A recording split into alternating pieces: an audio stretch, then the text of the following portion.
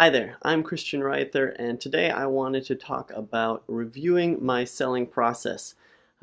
This came out of a great post by Geoff Gannon. I've got a link to it in the description below, where he asked, over the past 17 years of his investment career, had his sell decisions added value? I thought this was a great question. His conclusion was, for him, no, he should basically never sell stocks again. His buy decisions are so good that he should just stick with them. And any new purchases for him will be done with new money. I think we will all come to different conclusions. I certainly came to a different conclusion for myself. But the key is to ask yourself that excellent question of like, hey, have my selling decisions added value? And it's going to be different depending on what your strategy is, what your history is, all of that stuff. The important part is to go back and look at it. So I did that.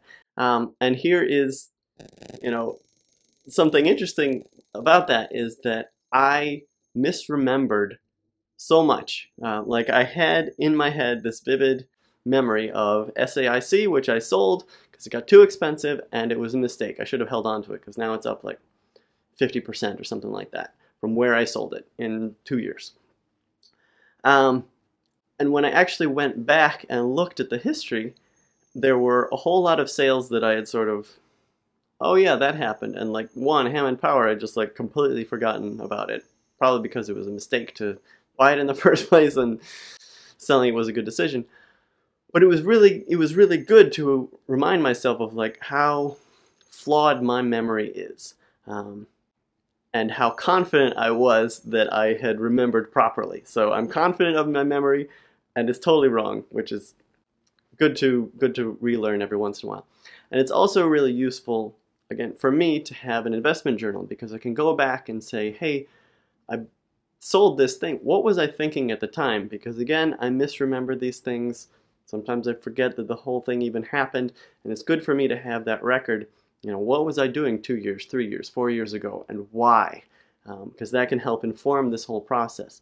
So when I looked at my sales, they fell into two buckets because I don't have this massive data set. They weren't going to be in like 20 different buckets. It was in two buckets. It was I sold it to buy something else, and I sold it just because I was selling it completely. So either the valuation had gone up so high that I didn't think it was attractive for me to own it anymore, or, as with Hammond Power, I had made a mistake, I shouldn't own it at all, and I just got rid of it completely. If you have more sales transactions, maybe you'll break up that selling part into sold to buy something else, mistakes, valuation, or you might have multiple strategies that you're running and you want to segment it by strategy. Either way, just take a look at all the things you did and then put it into the buckets that are relevant for you. And then I looked at that and I said, okay, how have they performed since I sold them? So if I sold to buy something else, I compare what I sold to what I bought. How have they done since then? If I just sold, like what is the IRR since then? How does that compare to the stock market? And I took a look. And so I was happy to see and relieved to see that in both categories, my sales have been good decisions. So where I sold, those stocks, on average, continue to go up. I think the IRR was about 16% for stocks I sold. But the stocks that I bought to replace them with, the IRR on average was 31%. So I win, right? It would be great if I could have kept both, but most of the time I was selling to buy something else because I didn't have any cash. Well, all the time, basically. Of the sales that I made just to get out, mistake or not, the IRR was around 1%, and the market's been going up considerably more than that over the past few years. So again, I felt quite good about that. Like even in a bull market, the stocks I sold, there wasn't much more to that lemon. Like I wasn't going to get any more by holding on longer. So that was good.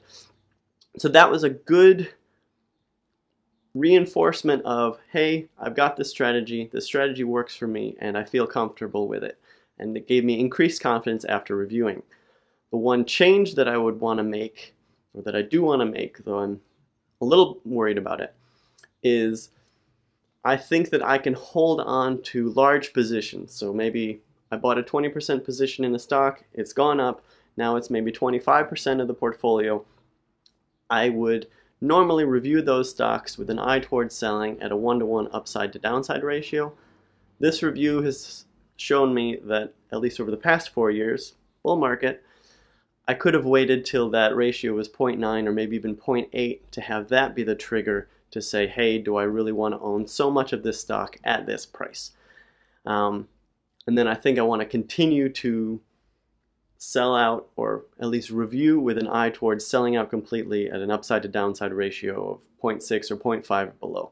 I'm probably pushing it because of what I've seen, and I'm worried about this because it's a bull market, but I'm pushing it to be like, okay, 0.85 upside to downside, I'm going to review to reduce large positions.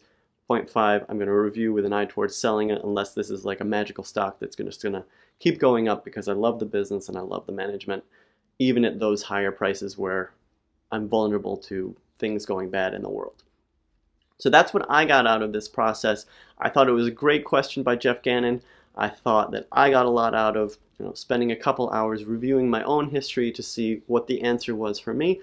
So I strongly encourage you to take a look at that and leave a comment in the section below and tell me what you learned from reviewing your own portfolio, your own strategy, your own selling history over time. What did you get out of this? Are you increasingly confident in your strategy? Did you learn that there are ways you could make even more money? Let me know in the comments below. And if you like videos like this, like, subscribe, and I'll talk to you again soon. Thanks, everybody. Bye.